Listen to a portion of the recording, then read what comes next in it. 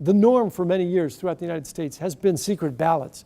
And I told the story yesterday how I got elected to my parish council back in must have been 84.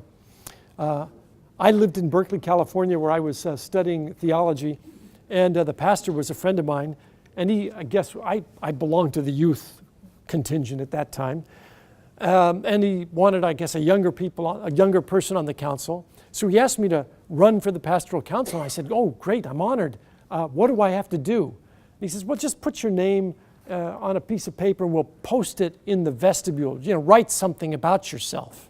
So I did. And then on Sunday, ballots were distributed and people dropped their ballots into the collection basket. So it was a secret ballot, right? And I was elected. So I said to my wife, "Well, that goes to show the people of St. Joseph, they really appreciate education." She laughed.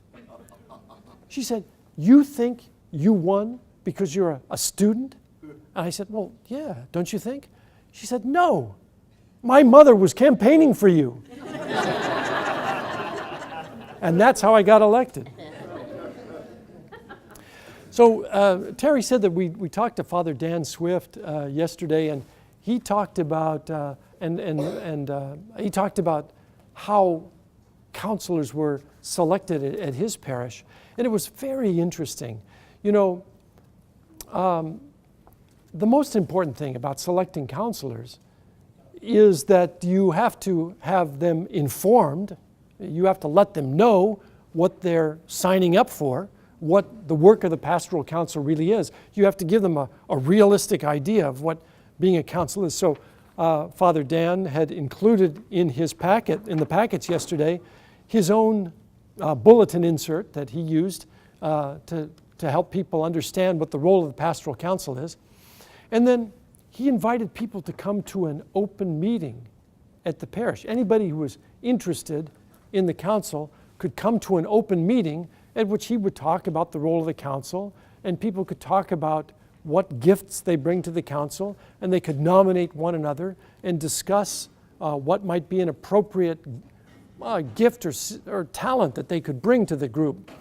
And he said this had the happy result of bringing a couple of dozen people out who were interested in serving on the council. He told them that he wanted to choose 10, and after explaining what it was, gradually the number was whittled away, and he arrived at 10 counselors with whom he was very satisfied. The whole trick about selecting counselors is formation and information.